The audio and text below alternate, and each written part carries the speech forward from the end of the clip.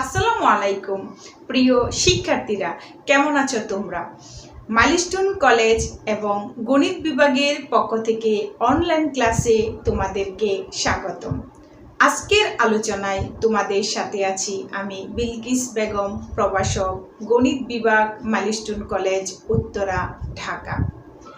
আজকে আমি যুগজীকরণ চ্যাপ্টারের অনুশীলনী 10-এর এর কিছু গাণিতিক সমস্যা নিয়ে আলোচনা করব। গত ক্লাসে তোমরা যুগজীকরণের বেসিক বিষয় এবং প্রয়োজনীয় সূত্রাবলী সম্পর্কে জেনেছ।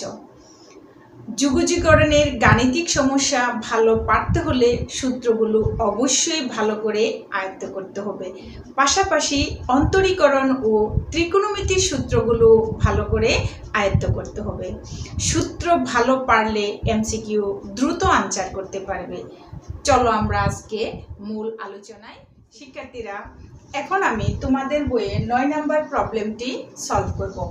এখানে আছে integration 5x⁴ plus 4x² plus 3/³ dx এর যোগফল নির্ণয় করো। প্রথমে আমরা ফাংশনটির লবকে হর দ্বারা আলাদা আলাদা করে ভাগ করে নিব। 5x⁴ প্লাস 4x² প্লাস 3 আর নিচের কিউব রুটকে আমরা লিখতে পারি x⁴ এখন আমরা আলাদা আলাদা করে লিখব 5x⁴ ভাগ x⁴ প্লাস 4x² প্লাস 3 আর নিচে হবে x⁴ তারপর আমরা dx লিখব। এখন ইন্টিগ্রেশন 5 রেখে দিলাম। আর আমরা জানি সূচকের নিয়মে বেস 1 হলে ভাগ আকারে থাকলে পাওয়ার মাইনাস হয়, তাহলে আমরা লিখতে পারি x⁴ মাইনাস 1/3 প্লাস এখানে লিখতে পারি 4 ইন্টু x⁴ 2 মাইনাস 1/3 প্লাস আর এখানে লিখতে পারি 3 ইন্টু x⁴ মাইনাস 1/3, কারণ আমরা জানি নিচ থেকে উপর উঠলে পাওয়ারের চিহ্নটা কি হবে, পরিবর্তন হয়ে যাবে, তাহলে dx। এখন ক্যালকুলেশন করলে আমরা পাই 5x⁴, এখানে যদি আমরা লসাগু করি তাহলে 3 × 4 = 12, 12 থেকে 1 চলে গেলে 11, তাহলে 11/3 প্লাস এটা হলো 4 ইন্টু x⁴, এখানে লসাগু করলে 3 × 2 = 6, 6 থেকে 1 চলে গেলে 5, তাহলে থাকে 5/3 plus 3 into x⁴ minus 1/3 dx। এখন আমরা প্রত্যেকটা টার্মে যুগজীকরণ অপারেটরটাকে আলাদা আলাদা করে লিখব আর সহগটাকে বাইরে নিয়ে আসি। 5 into integration x⁴ 11/3 dx plus 4 into integration x⁴ 5/3 dx plus 3 into integration x⁴ minus 1/3 dx। এখন আমরা প্রত্যেকটা টার্মকে আলাদা আলাদা করে যুগজীকরণ করব। একটু খেয়াল করে দেখো আমাদের প্রথম সূত্রের সাথে মিলে। এখানে আছে x⁴ 11/3 আর আমার সূত্র হলো ইন্টিগ্রেশন x⁴n dx। এই n এর সাথে আমরা 11/3 কে তুলনা করব, তাহলে আমাদের সূত্রটা কি? সূত্রটা হলো x⁴n + 1/n + 1 + c। অবশ্যই খেয়াল রাখতে হবে আমাদের n এর মান -1 হওয়া যাবে না। শিক্ষার্থীরা, এখন আমরা সূত্র প্রয়োগ করে পাই 5 আর এখানে সূত্র প্রয়োগ করলে হয় x⁴ 11/3 প্লাস 1, নিচে 11/3 প্লাস 1, তারপরের টার্মটা হবে 4 ইন্টু x⁴ 5/3 প্লাস 1, নিচে 5/3 প্লাস 1। এরপরের টার্মটা দেখো খেয়াল করে, plus 3 into x⁴ minus 1/3 plus 1 minus 1/3 plus 1। আর আমাদের প্রত্যেকটা টার্ম যুগজীকরণ কমপ্লিট করা হলে তারপর আমরা যুগজীকরণ ধ্রুবক c লিখব, সবগুলো টার্মের জন্য একটা ধ্রুবক।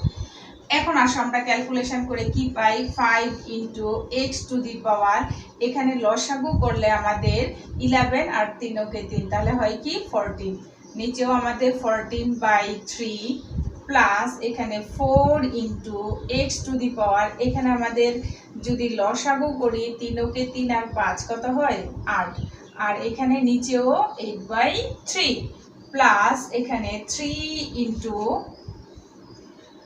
এক্স টু দি পাওয়ার, লসাগু করলে আমাদের দ্বারাই হলো 3 থেকে -1 চলে গেলে 2, তাহলে এখানেও 2/3 প্লাস সি।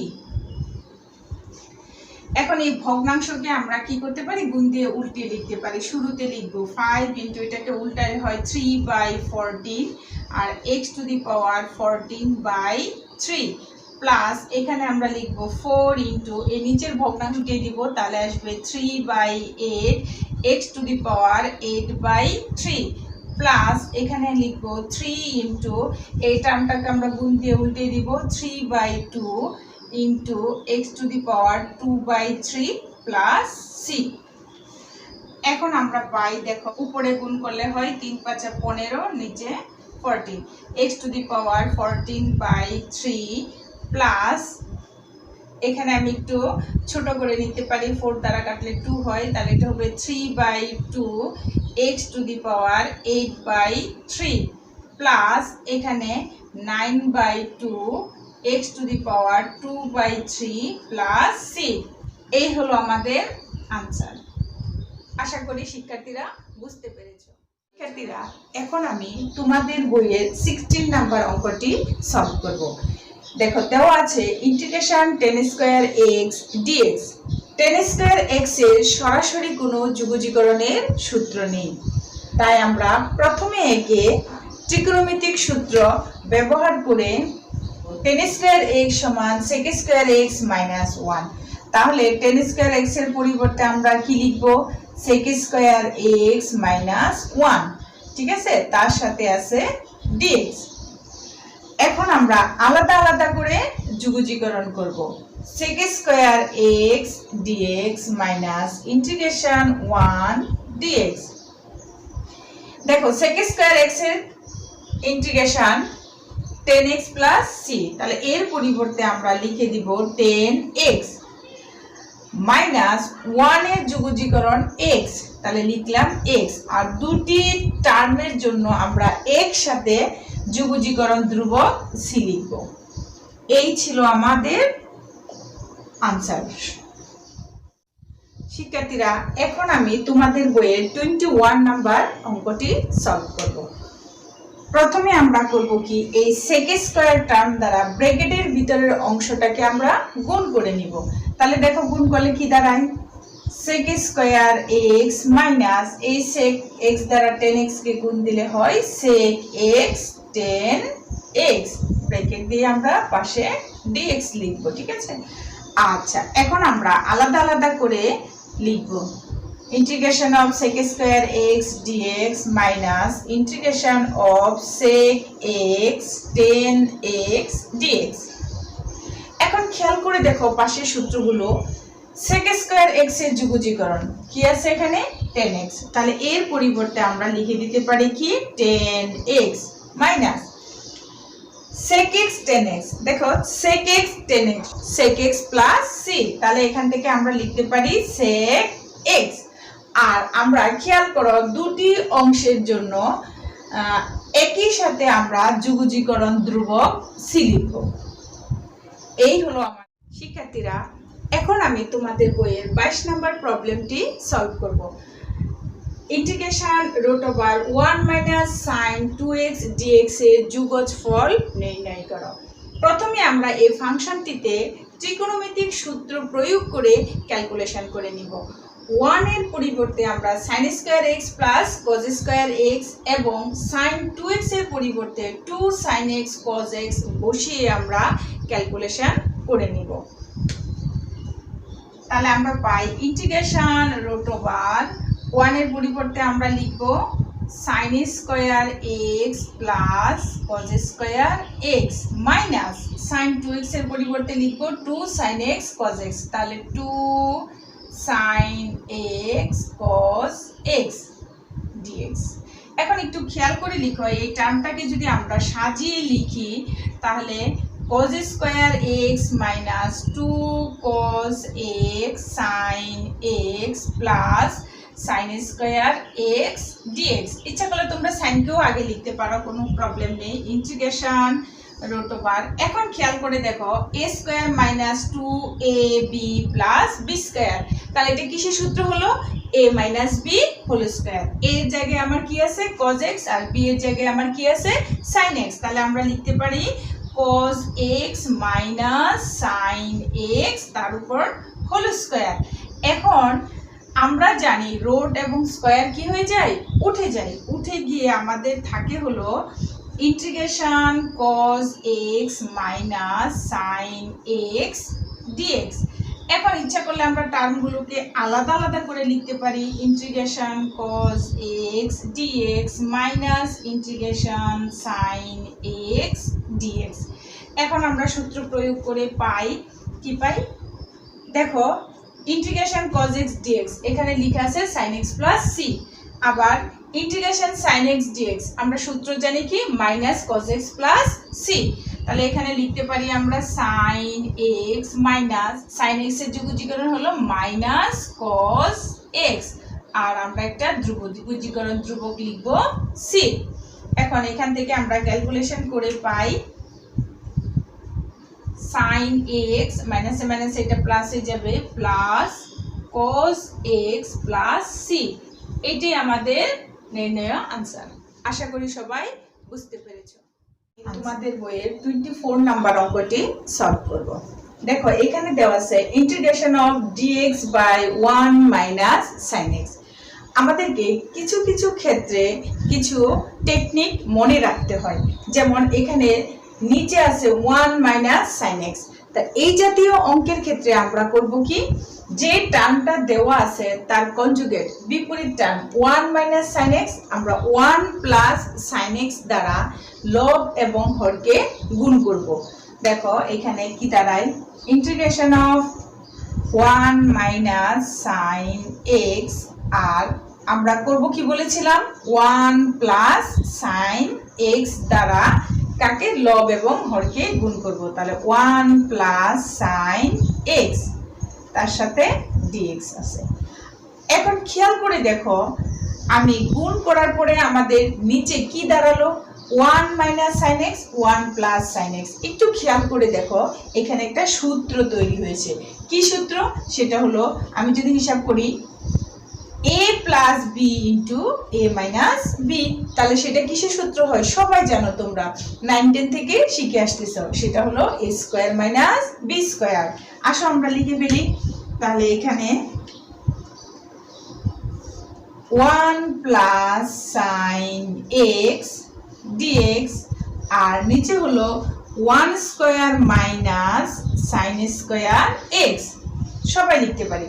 তাহলে এখন দেখো integration of 1 plus sin x dx আর 1 square means 1 minus sin square x।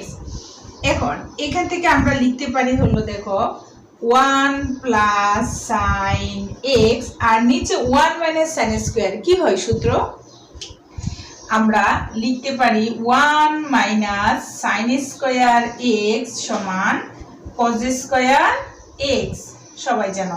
তাহলে নিচে আমরা এখন লিখে দিব কি, নিচে লিখে হবে cos স্কয়ার x আর এখানে একটা dx আছে। এখন আমরা এই হর দ্বারা লবকে আলাদা আলাদা করে ভাগ করব। দেখো কি আসে, তাহলে এখানে 1 by cos square x plus sin x by cos square x dx, ঠিক আছে।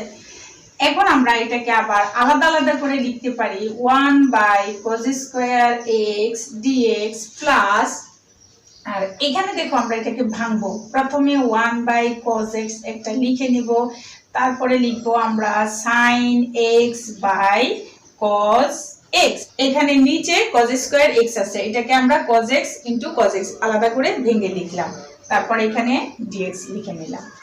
এখন সবাই জানো 1/cos x মানে হলো sec x, তাহলে আমরা এখানে যেহেতু cos এর উপরে স্কয়ার আছে তাহলে আমরা লিখতে পারি sec square x dx plus integration of 1/cos x, এখানেও আমরা sec x লিখব ইনটু এখানে দেখো sin x by cos x কি লিখতে পারি 10x, তাহলে এখানে লিখলাম 10x dx। এখন একটু পাশের সূত্রের দিকে একটু খেয়াল করে দেখো কি আছে, integration of sec square x সমান 10x প্লাস c, তাহলে এই প্রথম অংশের পরিবর্তে আমরা লিখতে পারি 10x প্লাস এখানে ইন্টিগ্রেশন sec x 10x, এখানে আছে integration sec x 10x dx কি আছে sec x প্লাস c, তাহলে এখানে লিখবো আমরা sec x, আর দুটি অংশের জন্য আমরা একসাথে যুগজীকরণ ধ্রুবক c লিখব। এই হলো এই অঙ্কের আনসার। আশা করি সবাই বুঝতে পেরেছো। শিক্ষার্থীরা, এখন আমি তোমাদের বইয়ের 26 নাম্বার প্রবলেমটি সলভ করব। কি আছে, integration 1/1 plus cos 2x dx এর যুগফল নির্ণয় করো।